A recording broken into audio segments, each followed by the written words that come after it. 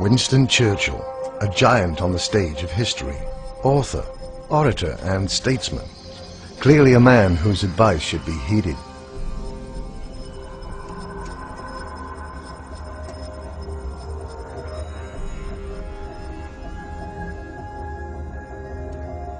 I and thousands like me are forsaking everything for what we believe.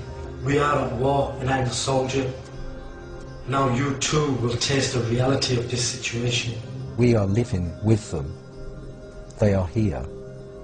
They're not outside our borders, they are here. So when you ask, is radical Islam a threat to Europe? Of course it is, because you find this large and growing minority population that is growing more and more radical and rejects more and more blatantly, overtly, and stridently the societies in which they operate. They are using our laws against us. They are using our democracy against us. And they know it. They know exactly what they're doing. I think the world, despite the number of attacks in various countries, is still in denial. They don't want to believe that someone has declared war on them.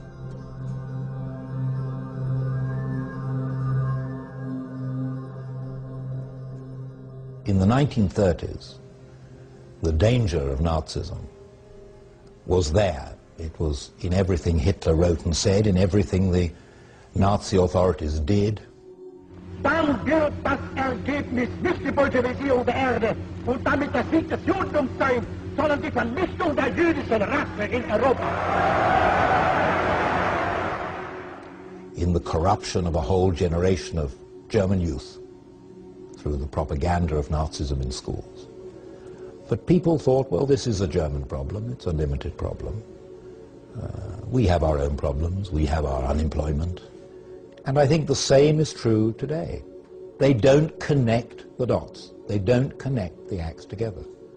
They don't see that Islamic fundamentalism is a global network and a global problem. People don't want to feel that this is part of a single thread. Because if you come to that conclusion, and I'm sure it's the true conclusion, then you have to do something about it. If you ignore a real threat, like has happened in the past before World War II, then the world will pay with many, many millions of dead. In Second World War, the West was sleeping. The Munich Accords came regarding what should we do about this Adolf Hitler who wants to take over Czechoslovakia. So what did the parliament do in Great Britain? They got together and they said, well, we need to give Hitler land for peace. In return for Hitler's guarantee of world peace, Chamberlain and Deladje prevailed upon Czechoslovakia to give up the Sudetenland without a fight. In Britain, a happy Chamberlain came back declaring he had achieved peace, peace in our time. One of the most tragic and ironic scenes in all history. This morning, I had another talk with the German Chancellor, Herr Hitler. And here is the paper which bears his name upon it as well as mine. Chamberlain believed that they could do a deal with Hitler, that Britain and Germany had a special affinity. We regard the agreement signed last night and the Anglo-German naval agreement as symbolic of the desire of our two peoples never to go to war with one another again. Winston Churchill had warned his country and his government that they were pursuing a disastrous course with regard to appeasing Germany.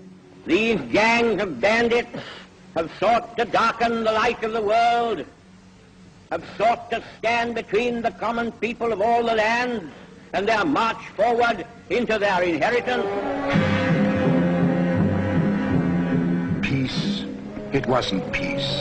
By taking the Sudetenland, they had made Czechoslovakia defenseless. Churchill never considered himself a great leader. He always considered that he had failed. Because from 1933 to 1939, he had warned his country and his government. So when war came, and when in May 1940 he was asked to be Prime Minister, He felt he was only there because he had failed, that if he had been listened to, if the country had understood the German danger, if the country had allied with other states threatened by Germany, then this situation would never have come to pass, that Hitler could have been deterred. Perhaps it could have been stopped, perhaps millions of lives could have been saved. Today, the press, by minimizing the potential threats, by ignoring the potential threats, are doing a tremendous disservice to the West by not alarming the people to what they should be alarmed about.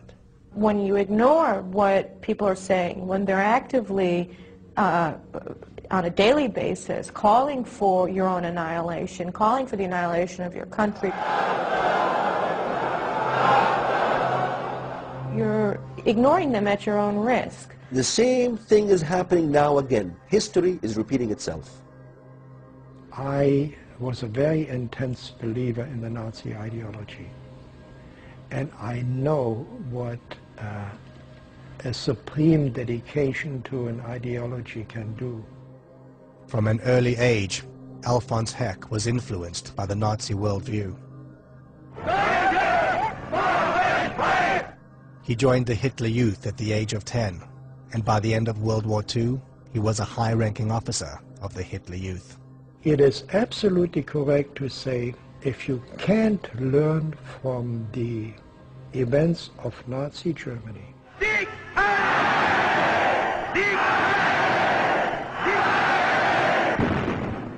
you will not be able to grasp the true intent of the danger of the radical Muslim world today. You're simply hiding.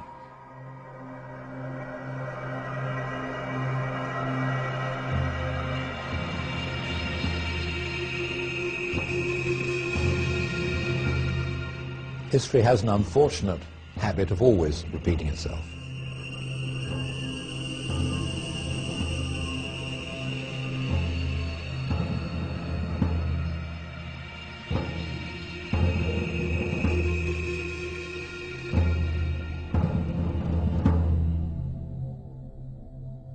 The idea that the radical Muslims have and that Nazis had is they demonize the Jews.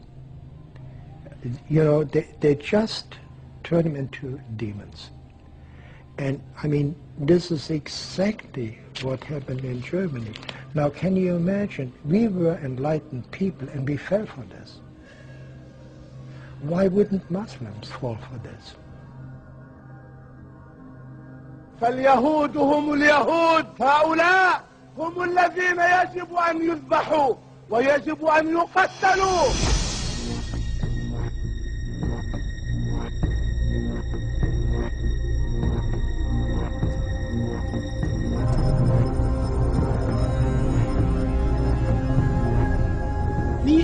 لمن وضع حزاما ناسفا على نفسه أو على أبنائه ودخل في أعماق اليهود وقال الله أكبر ولله الحمد لا إله إلا الله محمد رسول الله.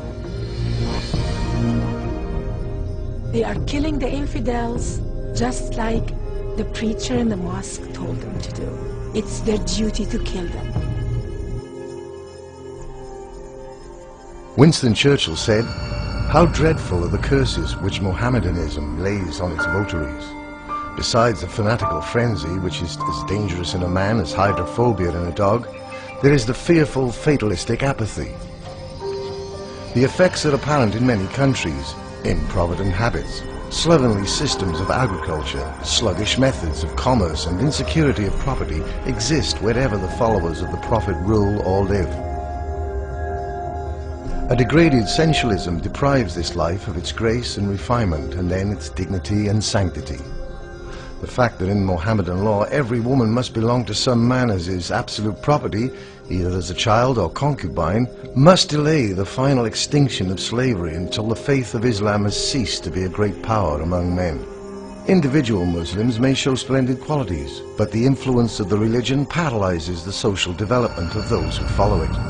No stronger retrograde force exists in the world.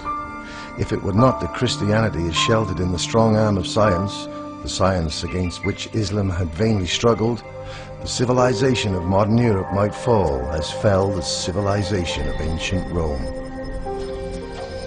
In the run-up to World War II, Neville Chamberlain wasn't listening. So we ask you, who is not listening today?